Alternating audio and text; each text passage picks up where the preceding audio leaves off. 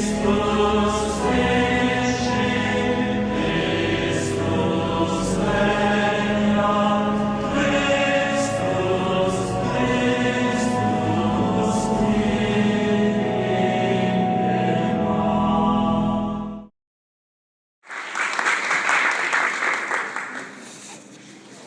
noite a todos.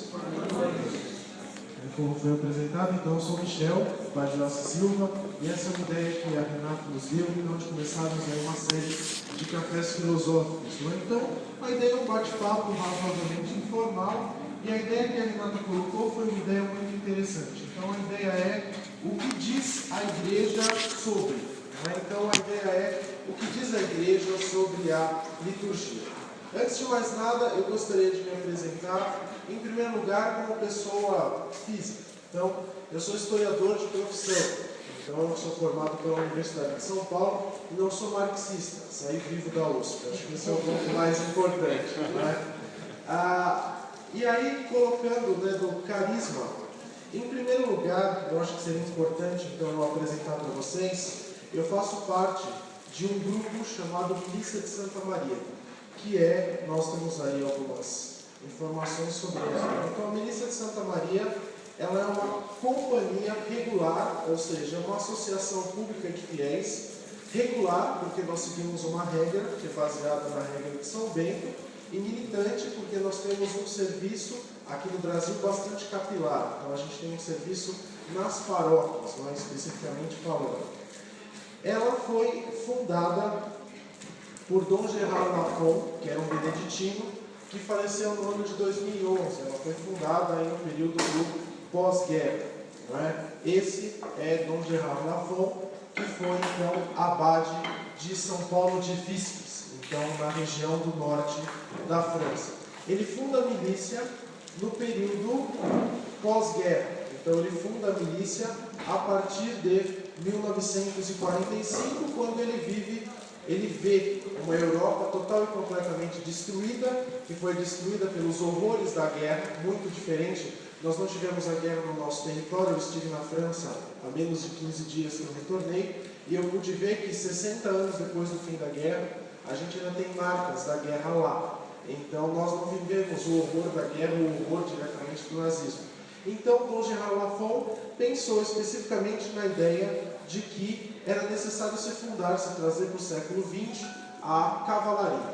Ela foi fundada junto à Catedral de Chartres. A Catedral de Chartres fica no norte da França. Essa imagem, ela mostra, está dentro de uma cripta subterrânea da Catedral de Chartres, a parte mais antiga da catedral, onde se cultua a Nossa Senhora sob o título de Nossa Senhora sob a Terra.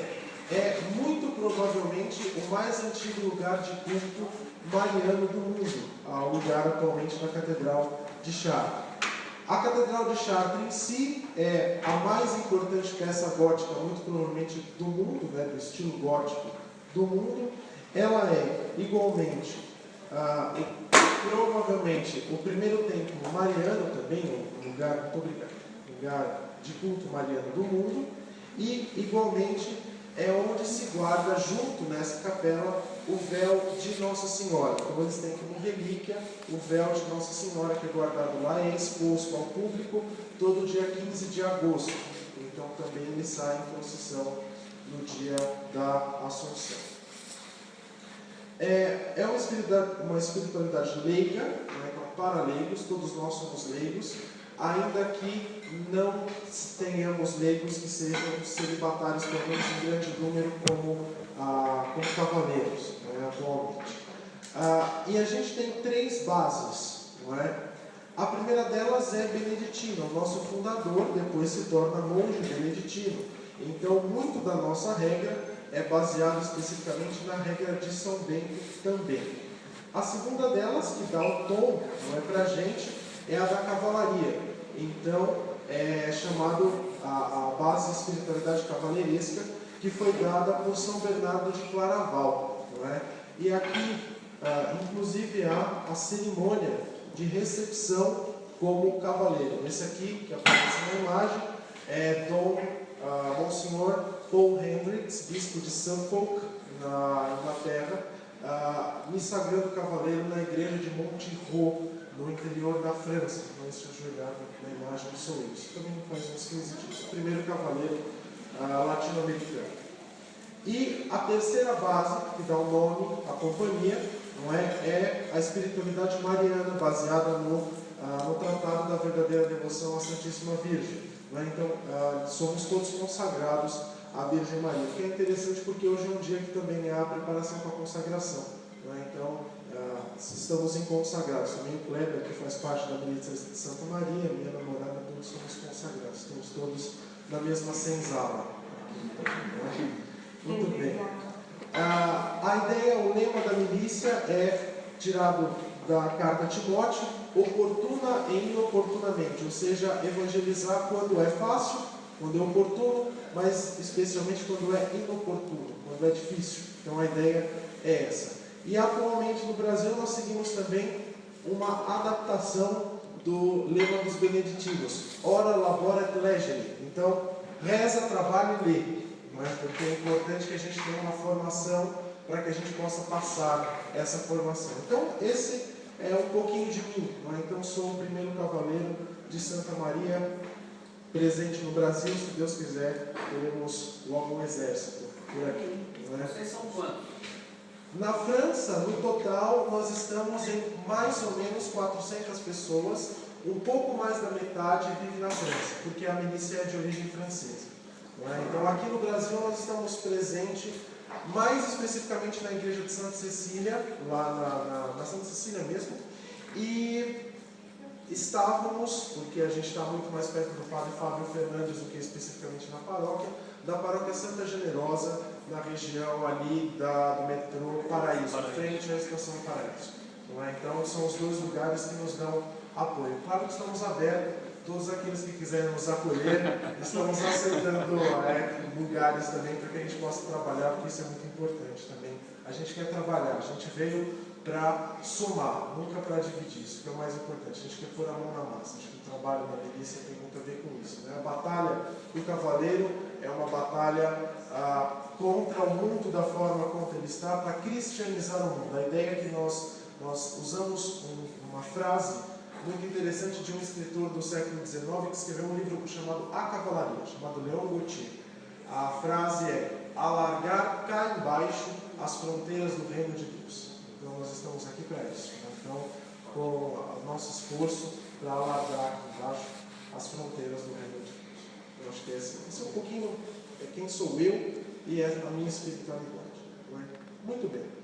Agora nós entramos especificamente no que eu vim falar. Não é? Então, assim, o que diz a igreja em relação à liturgia? E aqui a gente começa com uma ideia da liturgia como lúdico. Às vezes a gente escuta, especialmente os professores, o lúdico é muito associado com a criança, é muito associado com o ensino de crianças, porque a gente fala que é a brincadeira e tudo mais.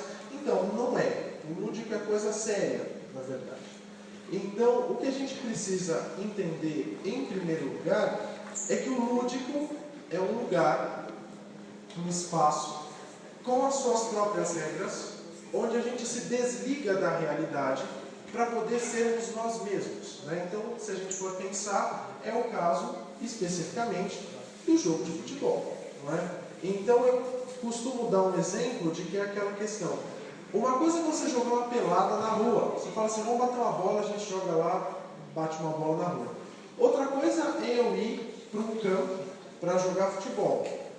E aí a gente pode pensar numa norma, uma regra no futebol que muita gente não entende, que é a questão do impedimento. Se não houvesse a regra do impedimento, todo mundo ia ficar na banheira esperando para marcar gol. Ia ficar um jogando a bola de um lado do outro, para se tentar marcar gol. Todo mundo ia fazer uma fila em frente à banheira do time adversário para tentar marcar o gol. Então, o que a regra do impedimento impede especificamente? Que as pessoas façam isso. Ou seja, que alguém que está sozinho saia correndo, fominha, para pegar a bola e chutá-la em direção ao gol. Então, há normas que fazem com que o jogo funcione. Você imagina também, por exemplo, se eu desse 11 bolas ou 22 bolas e deixasse jogado no campo. Ia ser muito fantástico. Só que não, ia dar ruim, ia dar errado. Então essa é a questão.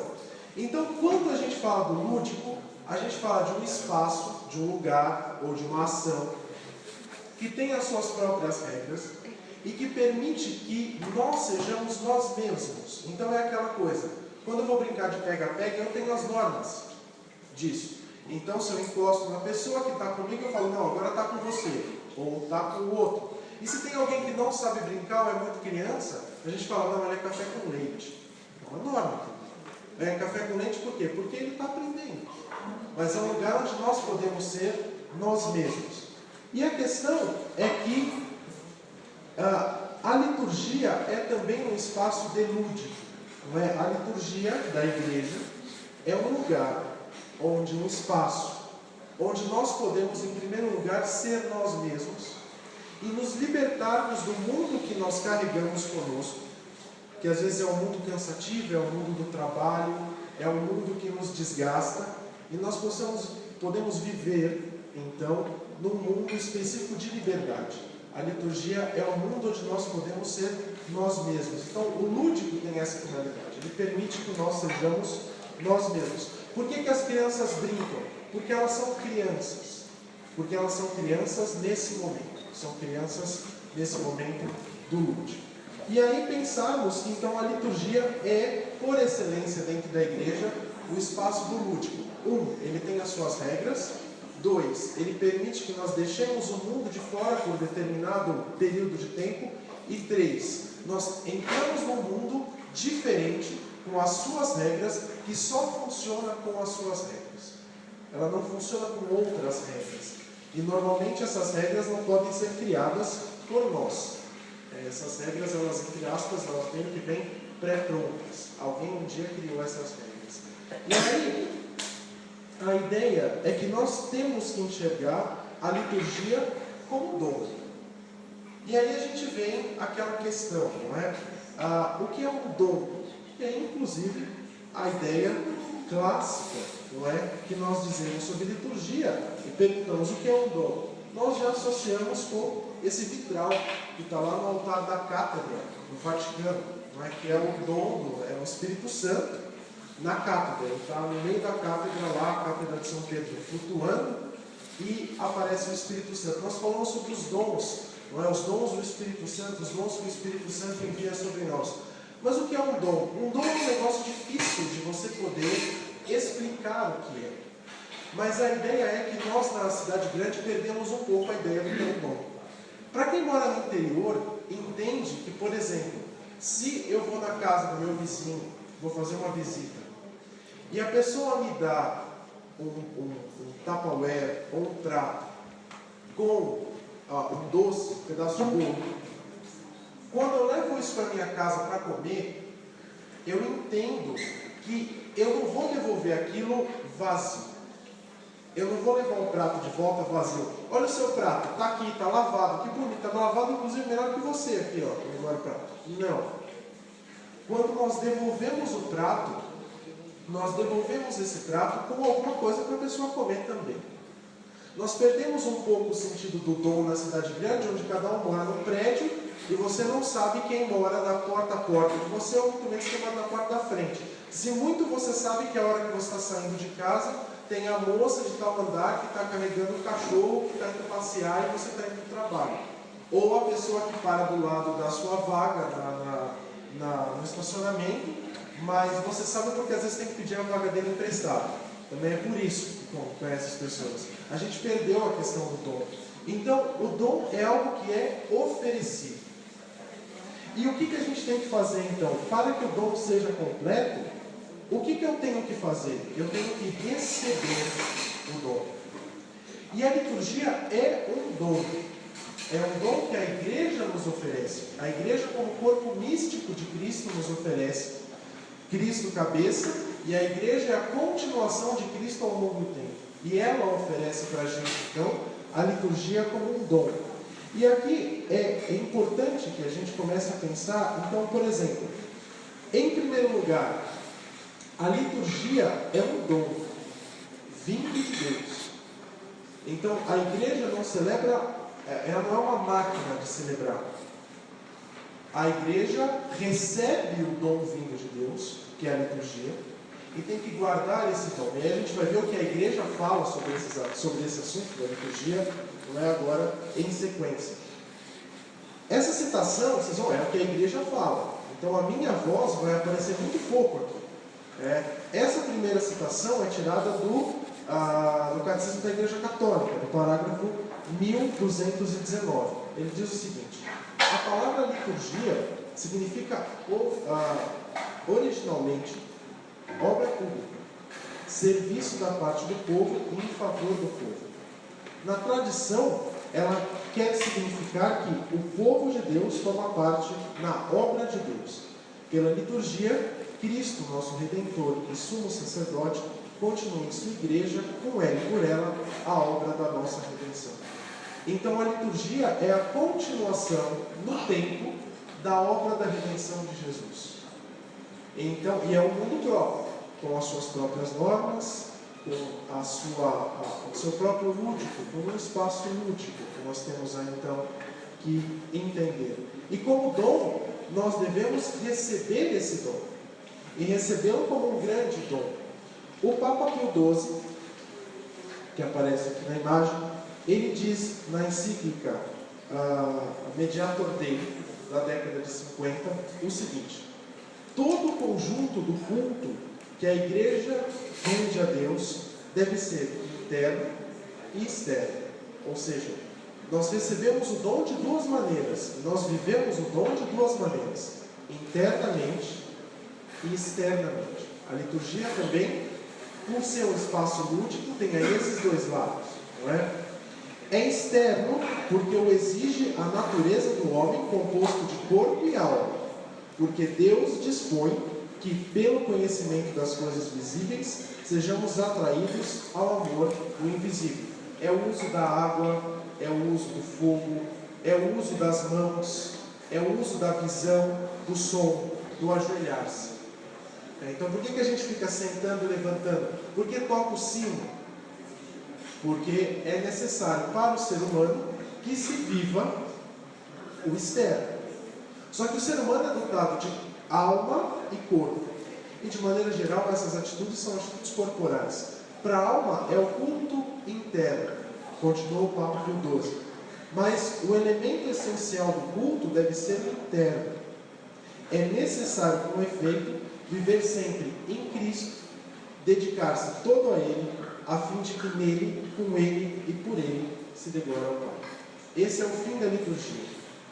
Nos unir a Cristo de tal maneira que com Ele, por Ele e nele, nós possamos, com nossa vida, darmos glória ao Pai. Isso é dom. É o dom da entrega. Os mártires entregaram as suas vidas pela fé, por Cristo. A vivência da liturgia, de certa forma, também é isso, é a entrega dos dons.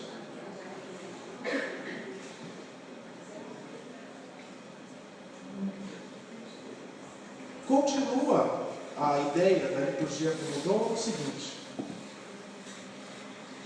uma citação da Sacrosanto Concilium, que é o principal documento da Igreja do período do Concílio Vaticano II. Ela diz o seguinte: contudo, a liturgia é simultaneamente a meta para o qual se encaminha a ação da Igreja e a fonte de onde promana a sua força. Então, é importante a gente pensar que a liturgia, esse mundo da liturgia que nós vivemos, dos sacramentos, dos sacramentais, da oração, é um mundo que nos leva, em primeiro lugar, para Deus, e ao mesmo tempo é desse mundo, desse universo, que vem, que nasce, que emana as graças e bênçãos dos céus. Os santos chegam a dizer: se as graças que você pede, você não a recebe pela Santa Missa, dificilmente você a conseguirá receber de outro modo. E é a ideia que nós temos aqui. O venerável Fulton Sheen dizia que a Santa Missa é o que há de mais bonito desse lado do paraíso. A celebração da Santa Missa. Então, é essa ideia do padre que consagra, que faz e realiza o sacrifício da Santa Missa. E aí, por exemplo, se a gente pensar na ideia do altar, as antigas igrejas que têm um altar grudado à parede, nós pensarmos nessa questão, nós vamos ver lá a cruz e 3 velas, uma de cada lado. 1, 2, 3, 4 com a cruz, 5, 6, 7. 7, o número dos sacramentos. Da cruz de Cristo emana, que é a Eucaristia, o Cristo que se entrega por nossa salvação, emanam os outros 6 sacramentos. Então é a representação que nós temos da cruz e das 6 velas. Então é um dom, o dom que o próprio Cristo nos entregou. E aí uma frase da Eclésia de Eucaristia que começa assim, no número 1. A igreja vive da Eucaristia. É o centro, é o maior tesouro da igreja.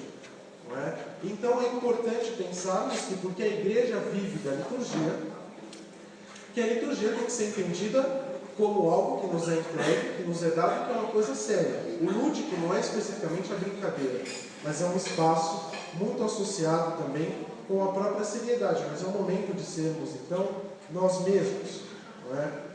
Diz aqui a introdução geral do Missal Romano. Então, o Missal Romano tem lá o Missal Romano é um livro usado para a celebração da missa, e ele começa, lá no número 16, ele diz o seguinte: a celebração da missa, como ação de Cristo e do povo de Deus, hierarquicamente ordenado, ou seja, o nosso ministério é diferente do ministério do sacerdote. Nós nos unimos ao sacerdote para oferecer a Santa Missa, mas quem oferece o sacrifício é o sacerdote, então é ele que oferece a Santa Missa. Diz o seguinte: é o centro de toda a vida cristã, tanto para a igreja, quer universal, quer local, como para cada um dos fiéis. Nela culmina, ou seja, nela acaba toda a ação pela qual Deus, em Cristo, santifica o mundo, bem como todo o culto pelo qual os homens, por meio de Cristo, Filho de Deus, no Espírito Santo, prestam adoração ao Pai. Nela se comemoram também, ao longo do ano, os mistérios da redenção, de tal forma que eles se tornam, de algum modo, presente. Ou seja, a liturgia tem o poder dela, é um poder sacramental, especificamente não dos sacramentos, mas os sacramentais, de tornar presente, de certa forma, no tempo, de atualizar no tempo o mistério de Cristo. Hoje nós celebramos a aurora da salvação, a natividade da bem-aventurada sempre Virgem Maria, que foi aquela que, em primeiro lugar, recebeu antecipadamente os méritos da redenção vindos por Jesus. Então é o dia do nascimento de Nossa Senhora. E ela é a aurora. Ela prenuncia que as trevas do Antigo Testamento estão para acabar. Mas é um mistério. É um mistério relacionado ao nascimento de Jesus. Então, a liturgia torna presente no tempo, então, isso. Todas as outras ações sagradas e todas as obras da vida cristã, com ela estão relacionadas, dela derivam e a ela se ordenam. Então, tudo, de maneira geral, ou deriva ou se ordena, de certa forma, para a liturgia. Não é? O Papa Emérito Bento XVI começava a Sacramentum Caritatis, que foi a carta que ele escreveu, o Sacramento do Amor, dizendo o seguinte: o sacramento da caridade, a Santíssima Eucaristia, é a doação que Jesus Cristo faz de si mesmo, revelando-nos o amor infinito de Deus por cada homem. E é onde a gente experimenta esse amor de Deus? Na Eucaristia. Aonde é produzida, confeccionada a Eucaristia? Na Santa Missa. A Santa Missa é o lugar por excelência do encontro pessoal com o Senhor. Os místicos muitas vezes viam a Jesus. Viam, conversavam. Só que nós temos algo que é superior, inclusive, aos místicos, que é a comunhão. Nós recebemos Jesus em nossa alma. Nós nos tornamos tabernáculos, nos tornamos sacrários vivos da presença de Jesus. Então, é muito importante a gente pensar que esse dom máximo da Eucaristia, o corpo e sangue, alma e divindade de nosso Senhor, é confeccionado, é produzido dentro da Santa Missa. A Santa Missa sendo o principal ato da liturgia. Lembrando lá que O Catecismo da Igreja Católica diz que, tradicionalmente, liturgia é associada com todo o culto público da Igreja dado a Deus. O principal culto, a principal oração de todo cristão deve ser a Santa Missa. Alguns textos atrás, em algumas citações atrás, se dizia especificamente essa questão de que é muito importante que a Santa Missa, que a Eucaristia, seja o centro da vida do cristão. Não é? E aí, claro, o Catecismo da Igreja Católica continua dizendo, não é? É por isso que nenhum rito sacramental pode ser modificado ou manipulado ao arbítrio do ministro ou da comunidade. Nem mesmo a suprema autoridade da Igreja pode alterar a liturgia ao seu arbítrio, mas somente na obediência da fé e no religioso respeito ao mistério da liturgia. Ou seja, se a liturgia é dom, e o dom é um presente a ser recebido, a gente não modifica o dom a nosso bel prazer. Nós recebemos e humildemente nos dobramos a esse dom. Se a Igreja quis que aqui no Brasil não se usasse a cor azul nas celebrações marianas, ela tem um motivo para isso. Ou se, por exemplo, ela pediu que o sacerdote purificasse a mão antes do início propriamente do prefácio, há um sentido para isso. Ou, por exemplo, a própria questão de que pede o Código de Direito Canônico que as pessoas façam 1 hora de jejum antes de receber a Eucaristia. A Igreja é sábia. E o que nós fazemos? Nós mudamos o que diz a Igreja? Não. O demônio pode se esconder na humildade, mas não na obediência. Nós obedecemos humildemente. Porque é a partir desse momento que a gente pode deixar fluir o que pede a Igreja, o que quer a Igreja que nós possamos atingir. Não é? E a liturgia deve ser tratada, então, como dom recebido, não é, em primeiro lugar. Isso é o mais importante, então, da gente pensar, não é? Todos os fiéis cristãos gozam do direito de celebrar uma liturgia verdadeira, especialmente a celebração da Santa Missa, que seja tal como a Igreja tem querido e estabelecido, como está prescrito nos livros litúrgicos e nas outras normas e leis. Por ser um dom que tem uma estrutura própria, o que diz a Igreja é que não se pode mudar essas normas, essa estrutura, a bel prazer de quem quiser mudar. Então eu vou mudar. Não, hoje eu vou fazer o Evangelho antes das leituras. Ou eu vou cortar as leituras e só vou fazer o Evangelho. Ou eu vou colocar o Salmo no momento do ofertório. Da mesma forma que a Igreja pede que todos respeitem a liturgia, obedeçam a liturgia, entendam as normas litúrgicas, da mesma forma ela dá o direito de cada um dos fiéis de terem a missa celebrada como pede a Igreja. Então também isso é importante, é um direito. Começa a Redemption de Sacramento número 12, começa dizendo, direito de todo fiel cristão ter a missa celebrada de acordo com os livros litúrgicos. Esse é um ponto que é muito importante da gente pensar. Porque é a forma com que quer a Igreja. Quer a Igreja assim. Então o que nós devemos fazer? Nos esforçarmos para fazê-lo da melhor maneira possível. E aí também é importante a gente pensar. Nós celebramos o que nós cremos. Não é?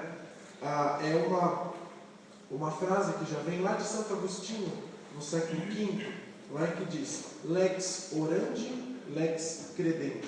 Ou seja, da forma com que nós celebramos, o que nós celebramos é o que nós cremos. Então, alterar o que nós celebramos, de certa forma, é obscurecer, no mínimo, o que nós cremos. Quanto mais próximo do que pede a Igreja é celebrada a Santa Missa, mais claro fica o mistério para nós. Mais o céu se faz presente na terra, se a gente pode dizer assim, dessa maneira. E aqui, encerrando, nós temos um exemplo. Eu sei que a Shalom tem uma questão muito própria com os ícones.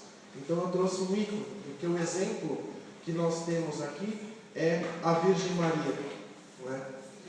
E Hoje nós celebramos, inclusive hoje é uma data mariana, é a data inclusive também de aniversário que eu tenho do meu batismo, e de várias coisas que me aconteceram sempre nos dias 8 de setembro. E eu trouxe um ícone de uma Nossa Senhora Eucarística, não é? O Papa São João Paulo II chama ela especificamente de mulher eucarística em uma das suas encíclicas.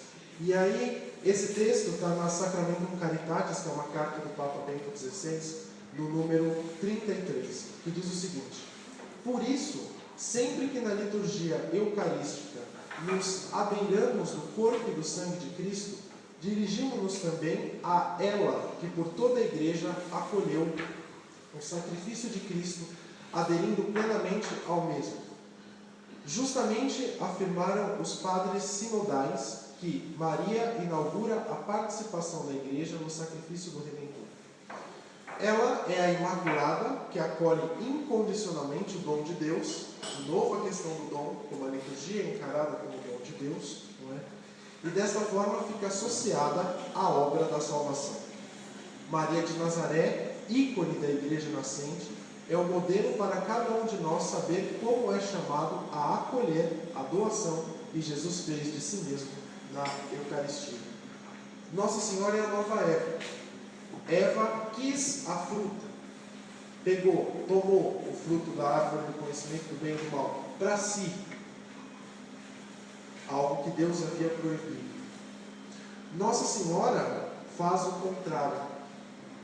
Ela está na cruz. O Stabat Mater, que é um dos grandes hinos de Nossa Senhora, muito associado com Nossa Senhora das Dores, começa especificamente assim: estava a mãe dolorosa junto à cruz lacrimosa, ou seja, ela chorava aos pés da cruz. E da mesma forma que da terra virgem Deus fez brotar Adão, de uma virgem, do solo virgem, da carne virgem, Deus, pelo Espírito Santo, faz com que nasça Nosso Senhor. E Nossa Senhora é o oposto de Eva. Ela não pega para si o fruto, não deixa guardado. No momento que ela é concebida, a concepção de Nosso Senhor, o que ela faz? Ela sabe pelo anjo que a sua prima Isabel está grávida, é uma senhora que é estéril, representando todo o povo do antigo Israel. E o que ela faz? Pega a estrada montanhosa e poeirenta e vai servi-lo. E ela poderia ficar em contemplação, em adoração ao próprio Deus que estava no seu ventre, mas não é isso que ela faz. Ela se coloca a serviço, ela sai. E mais, na cruz, ela não diz: é o meu filho, tira ele daí. Ela sofre o mesmo martírio que Nosso Senhor na cruz. Ela entrega. Ela deixa que aconteça porque ela sabe que aquele ato vai salvar a humanidade toda. Ela entrega. É o oposto de Eva. É a nova Eva. A nova mulher. E nós na Eucaristia temos que ser assim. E aí nós falamos da piedade também de cada um. Não é? É muito importante que nós possamos comungar bem. Confissão frequente, para quem... A igreja sempre pensou, se há comunhão frequente, deve haver confissão frequente. É necessário que nossa alma esteja limpa para receber o Salvador e deixar que Ele age no nosso interior, com as graças que Ele nos concede pela Santa Comunhão. E viver bem uma espiritualidade eucarística. Nós sabemos que nós podemos realizar ao longo do dia comunhões espirituais. Fórmula simples, não é? Eu quisera, Senhor, receber-vos com a mesma intenção e devoção com que recebeu vossa Santíssima Mãe, com o espírito e o fervor dos santos. É o desejo de comungar. Você pode repetir essa fórmula ao longo do dia para você ir recebendo essas graças que vêm de Nosso Senhor que está no sacrário. É o desejo de comungar. E aí, eu sei que é o que a igreja diz, mas eu estou trabalhando num livro para lançar pela Pintor, que é um livro de Dom Bernardo de Vasconcelos, e eu fui obrigado a fazer essa citação, porque calhou de eu parar nessa página hoje. E ele diz o seguinte, ele está falando sobre o momento da oração eucarística, quando o padre está fazendo então a entrega, não é? Que ele reza pela igreja e tudo mais, e diz o seguinte: não esqueçamos que a grande devoção da liturgia é orar pela Santa Igreja. É a devoção das almas grandes, daquelas que deixam em segundo lugar os seus pequenos interesses de cada dia para cuidarem, antes de mais, de olharem pela Santa Igreja, esposa imaculada de Jesus Cristo, de a verem bela como o próprio Deus, poderosa na sua ação e vitoriosa nas suas perpétuas lutas. Alarguemos, dilatemos a nossa piedade, sejamos almas nobres, elevadas, que buscam, por sobre todas as coisas, a glória de Deus e de seu Cristo por meio da Igreja. Então, que nós sejamos essas almas grandes, que saiba acolher a Eucaristia como dom, a liturgia como dom das orações, especialmente da Santa Missa, da liturgia das horas. A participação na liturgia das horas, quem puder rezar na liturgia das horas, é extremamente recomendável, não é? Também a igreja recomenda também aos fiéis que rezem, mas ter uma atitude de humildade, não é? E eu termino com uma frase retirada de 1 Samuel, que diz: acaso o Senhor se compraz tanto nos holocaustos e sacrifícios, como na obediência à sua voz? E aí eu deixo a pergunta: será que eu estou sendo obediente à voz do Senhor? E o Senhor fala pela sua igreja, dentro da liturgia. Eu tenho obedecido ao que pede a igreja? Eu tenho querido que a liturgia se dobre às minhas necessidades? A principal ideia do lúdico é que o lúdico não pode ser prático. Então, prático é a gente tomar café no copo de plástico, porque a gente tem preguiça de lavar depois. Isso é prático. Ou que a gente vai no retiro e tudo é de plástico, porque a gente quer rezar e a gente pega e joga tudo no lixo depois. Não precisa lavar, não se perde tempo lavando. Isso é prático. A liturgia não é para ser prática. A parte prática da liturgia é a santificação das almas. A Santa Missa tem essa função prática: santificar as almas dos fiéis que participam da Santa Missa, pelas graças que vêm da Santa Missa. Porém, termina-se aí. A liturgia não pode ser celebrada em 15 minutos, porque é domingo e eu quero assistir o jogo de futebol. E a gente não pode com essa disposição na liturgia. Aí eu vou na missa desse padre porque ele fala menos. Quantas vezes nós escutamos isso? A liturgia não é para ser prática, é para ser vivida, alcançada como dom. E que seja tudo, então, não é, para a maior glória de Deus, pelas mãos da Virgem Santíssima. Muito obrigado.